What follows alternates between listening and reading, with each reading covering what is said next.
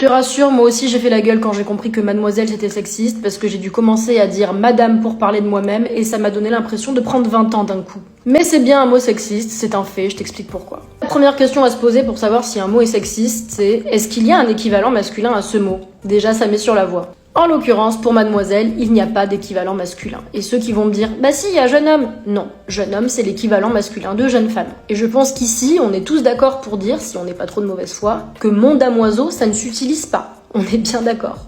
Ensuite, le mot mademoiselle, qu'est-ce qu'il désigne? Il désigne une femme qui n'est pas mariée. Qu'est-ce que ça peut te faire, mon grand? Pourquoi est-ce qu'on devrait préciser si une femme est mariée ou non, et pas un homme? Pourquoi est-ce que le fait d'être marié, autrement dit d'appartenir à un homme, puisque cette conception est hétérocentrée, je vous rappelle, devrait changer la façon dont je me présente aux autres? C'est-à-dire que là, c'est mademoiselle, demain je me marie, ça y est, je deviens madame. Je suis la même personne, Mais le mari, lui, il change pas de nom, d'appellation. Il reste monsieur dans tous les cas. D'ailleurs, vous savez que même au Moyen-Âge, on pouvait utiliser le mot madame pour désigner une jeune fille non mariée à partir du moment où elle était noble. Ce n'est qu'à partir du XIIIe siècle qu'on a vraiment fait la distinction madame, mademoiselle pour une femme mariée et une femme non mariée. Alors autant à une certaine époque, ça pouvait avoir du sens de faire cette distinction, puisqu'on ne s'adressait pas de la même façon à une femme mariée qu'à une femme non mariée, par exemple. Mais aujourd'hui, c'est totalement obsolète, ça n'a plus lieu d'être. Alors vous allez me dire, oui mais pour les petites filles, c'est bizarre, on va quand même pas les appeler madame. Bah comment t'appellerais un petit garçon? Je sais pas, tu vas lui dire viens là jeune homme. Et bah pour une petite fille, tu dis viens là jeune fille. Autre élément qui est sexiste, c'est qu'entre mademoiselle et madame, il y a une hiérarchie qui est implicite. L'idée qu'il y a mademoiselle ici, madame là. Pour que mademoiselle devienne madame, il faut un mariage. Autrement dit, mademoiselle montre que quelque chose n'a pas été accompli, qu'il manque quelque chose, et que le mariage est donc une attente qui pèse sur elle. Mais aujourd'hui, cette hiérarchie tend à s'inverser, c'est-à-dire qu'on a tendance, nous-mêmes les femmes, à préférer être appelée mademoiselle que madame. Pourquoi? Parce que madame, ça donne un coup de vieux. Et parce qu'on vit dans une société qui nous fait croire que passé un certain âge, on est bonne à mettre à la poubelle. Et que notre valeur ne réside que dans notre jeunesse. C'est ce qui pousse certaines femmes à préférer être appelées mademoiselle.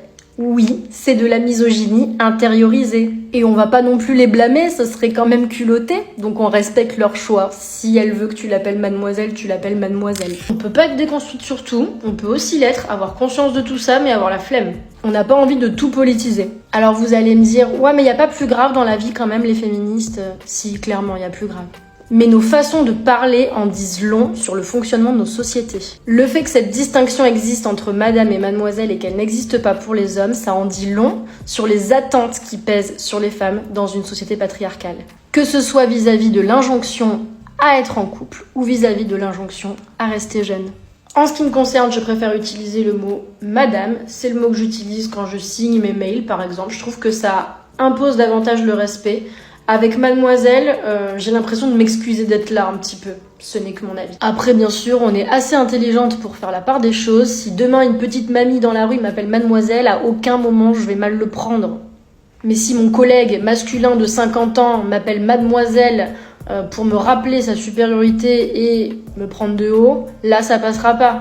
C'est une évidence. Parce que oui, ce mot est souvent utilisé de façon paternaliste par les hommes pour rappeler aux femmes qu'elles sont jeunes, inexpérimentées, incompétentes. Et c'est ça aussi le problème.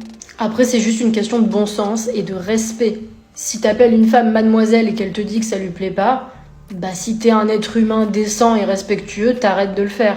Il y a aussi des femmes qui ne sont pas mariées et qui tiennent absolument à être appelées mademoiselle justement pour le revendiquer, pour en faire une force et pour montrer qu'elles sont fières de ne pas appartenir à un homme. Et c'est tout à fait entendable. C'est un exemple parmi d'autres d'un mot sexiste qui peut être réapproprié par les femmes elles-mêmes pour en faire une force. J'espère que c'est plus clair. En bref, respectez votre prochain et si vous avez un doute, posez juste la question.